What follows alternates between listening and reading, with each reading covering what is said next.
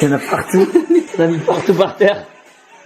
Fier de toi? On est bien, Jonathan. On est bon. Salut les petits chats, c'est JujuFit4, j'espère que vous allez bien. Aujourd'hui, je vous retrouve pour une toute nouvelle vidéo YouTube dans laquelle j'ai décidé de vous parler d'un sujet controversé, j'ai nommé les protéines en poudre sont-elles obligatoires pour obtenir des résultats? Et quoi de mieux pour entrer dans le vif du sujet que vous répondre tout de suite à la question qui m'est le plus souvent posée: est-ce que maman Fit4 consomme des protéines en poudre? Et la réponse est non. Et ça ne m'a pas empêché de progresser et de prendre environ 15 kilos en 2 ans et demi de musculation. Hop hop hop, on se détend, je vous vois venir. Allez, une petite danse du chat, c'est parti. Une patte en avant, une patte en arrière, les genoux pliés, les pattes en l'air et on squat, et on squat, et on squat. Tout le monde est détendu? Qu'on soit bien d'accord, je ne suis pas là pour vous dire si oui ou non vous devez consommer des protéines en poudre, simplement pour vous donner mon avis et pour vous faire quelques petites piqûres de rappel. Non, je ne suis pas contre la prise de protéines en poudre à partir du moment où vous savez pourquoi vous en avez besoin, si vous en avez réellement besoin, et surtout que vous les choisissez correctement. Pour commencer, qu'est-ce que les protéines? Il s'agit d'un macronutriment. Pour rappel, il en existe 3. Les protéines, les glucides et les lipides qui sont essentiels à notre organisme. Pour faire simple, les protéines, ce sont les matériaux de construction de votre corps. Donc si votre corps était une maison, les protéines, ce seraient les petites briques qui vous permettent de construire cette maison. Et nous, on veut pas de la petite maison, hein. Oh non, on veut de la grosse baraque.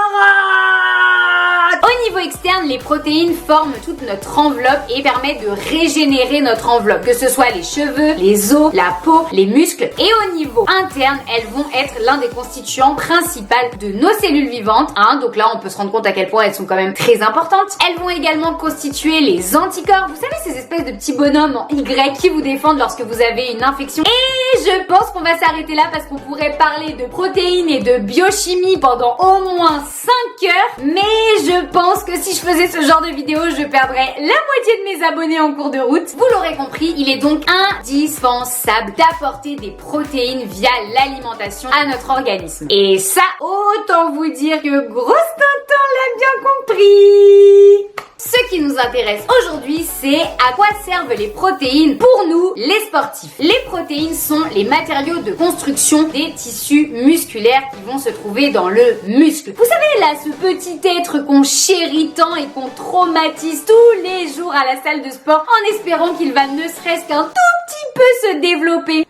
Si je me mets à parler du muscle comme ce petit être cher à notre cœur, on sent la nana accro à ses haltères. Lors d'un effort, notre corps il est demandeur d'énergie et cette énergie c'est le sucre. Oui oui, vous avez bien entendu, le sucre. Bah oui quoi, à un moment donné, comme tu vas pas demander à ta Ferrari de taper une pointe à 250 km/h sans son moteur, tu vas pas demander à ton corps de faire un effort maximal sans énergie. Quand je parle d'effort maximal, je parle de cet effort qui te fait transpirer comme jamais. Tu sais, un petit peu comme quand tu essayes de faire ton ARM au squat quoi. Bien évidemment, je vous vois tout de suite venir, je ne suis pas en train de parler de ce bon vieux sucre raffiné que l'on trouve dans les gâteaux de mamie. Quoique... Ce sucre, appelé plus scientifiquement le glucose, va être contenu entre autres dans nos muscles sous forme de réserves. Et ces réserves, on les appelle le glycogène. Et lors d'un effort, c'est ce glycogène qui va être dégradé pour fournir de l'énergie à notre organisme. Cependant, lorsque l'effort se prolonge et que nos réserves sont épuisées, oui, malheureusement, les réserves ne sont pas inépuisables. Vous imaginez si on était infatigable ?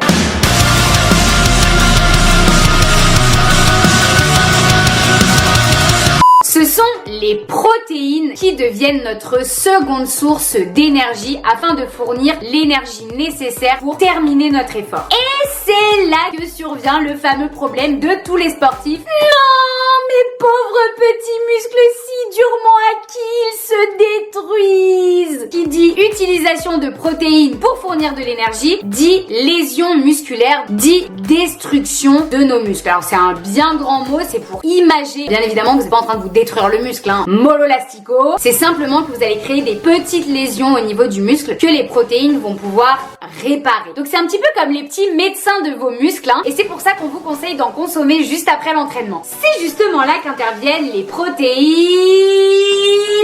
alimentaires.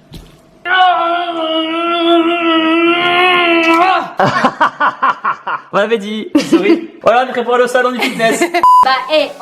Avant de penser à prendre directement un shaker, il faudrait déjà s'intéresser à tout ce que l'alimentation peut vous apporter. Les recommandations au niveau des besoins en protéines d'une personne lambda sont de 1 g de protéines par kilo de poids de corps. Chez nous, les sportifs, les recommandations en fonction du type d'effort vont varier entre 1,5 et 2,4 g de protéines par kilo de poids de corps maximum. Passer 2,4 g de protéines, de nombreuses études, et là, je vous laisse vous renseigner, s'accordent à dire que même si vous vous entraînez toujours aussi dur, il n'y aura pas de gains supplémentaires en muscles. L'excès de protéines ingérées va tout simplement se transformer en gras pour aller dans le cucu de madame ou dans la bidoche de monsieur. Super! Via un mécanisme qu'on appelle la lipogenèse. Et ouais, impressionné par les connaissances de maman Ficat ou pas? Je suis vraiment trop nulle en clin d'œil. Histoire que ça vous semble un peu moins compliqué, prenons un exemple. Je pense qu'on va me prendre moi, tant que je mets sous la main. Étant donné que je suis en prise de masse, j'ai besoin d'environ 1,6-1,7 g de protéines par kilo de poids de corps. Mon poids corporel est de 55 kg. Ça va être tout simple, on fait une multiplication. Là, je pense qu'à ce niveau-là, vous me suivez tous. En tout cas, j'espère. 1,7 par 55 kg et on obtient un besoin journalier de 95 g de protéines. Mettons que je mange 3 œufs le matin, que je mange 120 g de poulet le midi, 2 œufs à la collation de l'après-midi et 120 g de poulet le soir. Je suis déjà à presque 90 g de protéines sur ma journée. Donc il me reste 5 g.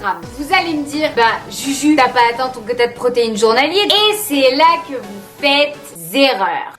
Erreurs? Non. N'oubliez pas les sources de protéines végétales et céréalières qui sont bien trop souvent laissées de côté. Donc là, je parle des légumineuses, les pois chiches, les haricots rouges, les lentilles ou encore les produits céréaliers tels que le quinoa ou les flocons d'avoine qui sont d'excellentes sources de protéines et qui du coup vont venir combler vos besoins protéiques journaliers et même parfois faire exploser le compteur si et seulement si, au secours, j'ai l'impression de faire une démonstration de mathématiques comme quand j'étais au lycée. Petite dédicace à tous les bac-S, bon courage pour le bac. Vous constatez que malgré toutes les sources de protéines que vous apportez à votre corps, vous n'avez toujours pas atteint votre quota de protéines journalier. Alors là, je dis oui, il peut être intéressant de consommer des protéines en poudre. Vous allez donc les utiliser tel qu'un complément alimentaire, c'est-à-dire que vous allez ajouter un apport de protéines dans le cours de votre journée sous forme liquide. Le but de ce complément alimentaire, c'est d'apporter à votre organisme la quantité manquante de protéines à vos besoins journaliers. Et le petit plus, c'est que vous n'apportez que des protéines puisque ce complément alimentaire, si vous le choisissez correctement, est dépourvu de tout autre nutriment, c'est-à-dire de glucides et de lipides, à la différence d'une viande qui, elle, par exemple, sera riche en matières grasses ou bien des légumineuses qui, elles, seront riches en glucides. Selon Maman FitCat, il existe 3 raisons pour lesquelles vous avez tout intérêt à consommer des protéines en poudre. Si toi, petit FitCat, tu es un homme de plus de 95 kg pour 1m80 et que tes besoins protéiques sont très élevés, si élevés que même ton alimentation ne suffit pas à combler tous tes besoins, alors oui, prends ton shaker. Si tu es régulièrement en déplacement ou que tu as un travail ou des études très prenantes et que tu n'as pas le temps de cuisiner, le temps de cuisiner, c'est tellement important dans une journée. Alors oui, là, encore une fois, prends ton shaker. Tu as des besoins en protéines élevés, mais des besoins en glucides et en lipides beaucoup plus faibles. C'est notamment le cas si tu prépares une compétition de body et que tu es en sèche. Un gros big up à tous ceux qui préparent une compète et que tu n'arrives pas, via ton alimentation, à n'apporter que des protéines dépourvues de glucides ou de lipides. Alors oui, prends ton shaker. Quand je vous dis ça, je pèse mes mots. Quand j'étais en sèche pour ma préparation de compétition, je ne devais apporter quasiment que des protéines et de moins en moins de glucides et de lipides jusqu'à ne plus en consommer. Et il m'a suffi d'adapter mon alimentation puisqu'à aucun moment, je dis bien à aucun moment, je n'ai pris de shaker de protéines. Je vous l'accorde, mon alimentation était comme qui dirait très ennuyeuse. J'ai faim! Je veux manger des glucides. Je veux de la patate douce. Mais ça faisait très bien l'affaire, vous voyez que tout est possible. Quand je vous dis prends ton shaker, c'est pas en mode YOLO, open bar de shaker de whey pour tout le monde.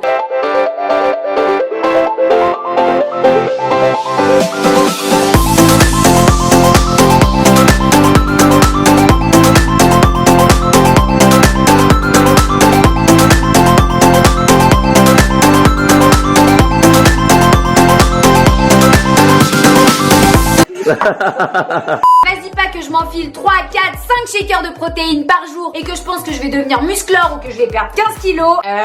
Non, ça ne fonctionnera pas. Il s'agit de prendre la quantité de protéines en poudre nécessaire à combler vos besoins journaliers que la nourriture n'aura pas pu prendre en charge. J'ai l'impression d'être une professeure d'école. Non mais est-ce que vous m'avez compris? Beaucoup trop souvent on me dit Juju, est-ce que si je prends de la whey je vais maigrir? Juju, est-ce que si je prends de la whey je vais prendre du poids? Bien évidemment que si vous achetez un gainer, c'est-à-dire une protéine qui est riche en glucides et en lipides, oui, ça va vous aider à prendre du poids. Si vous prenez de la whey isolate qui n'est riche qu'en protéines, vous n'allez pas prendre de poids. Mais vous n'allez pas en perdre. C'est la diète à côté qui va jouer son rôle ainsi que le sport que vous pratiquez. En plus de ça, je vois bien trop souvent des programmes alimentaires qui vous disent de prendre 2, 3, 4 à 5 shakers de whey par jour en plus de toutes les protéines que vous ingérez via votre alimentation solide. Et alors là, le compteur de protéines, croyez-moi, mais il explose.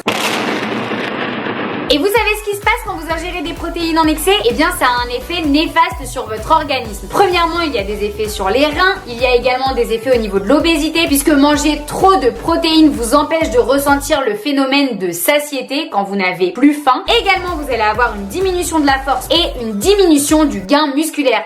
C'est quand même un petit peu bête, non? Consommer des protéines pour engendrer l'effet inverse de celui escompté. Et là, vous allez me dire, non, mais maman Fit4, mais qu'est-ce que tu racontes? Ça fait des années qu'on nous dit qu'il faut prendre des protéines pour pouvoir construire du muscle et là t'es en train de nous dire qu'on va le détruire. En excès, les protéines, elles vont diminuer la synthèse de testostérone qui est une hormone vous permettant de construire du muscle et augmenter la synthèse de myostatine qui est une hormone vous empêchant de construire du muscle. Donc c'est comme qui dirait un peu ballot, non? Également, les protéines sont acidifiantes pour votre sang, donc il va falloir bien évidemment manger des légumes pour basifier le système sanguin. Et outre le côté santé qui est quand même le point le plus important, sachez que lorsque vous ingérez un shaker de whey, environ seulement 50% de ce shaker est assimilé par votre organisme. Et oui, ça signifie que les 50 autres pourcents se retrouvent dans les toilettes avec tout ce qui sort de votre corps. C'est pas beau tout ça? Je sais pas vous les Fit4, mais moi, me dire que sur la moitié de mon pot de whey, eh bien il y a la moitié qui a fini aux toilettes, c'est-à-dire la moitié de l'argent que j'ai dépensé pour l'acheter,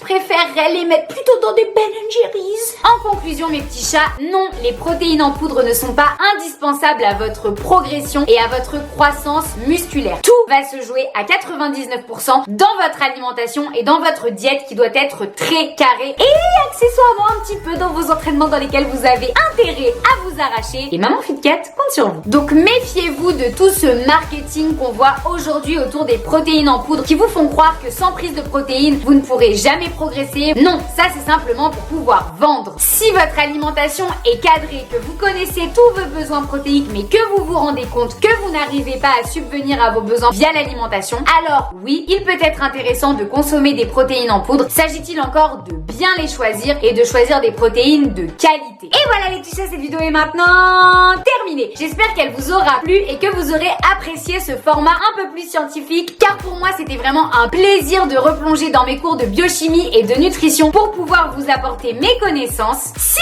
vous avez aimé cette vidéo, n'hésitez pas à mettre une patte de chat en bas de la vidéo. Likez, partagez, commentez, faites ce que vous voulez. Et surtout n'oubliez pas qu'un Fit4 retombe toujours sur ses pattes. En attendant, moi je vous dis à la semaine prochaine pour une toute nouvelle vidéo YouTube. Je vous fais de gros bisous. Ciao.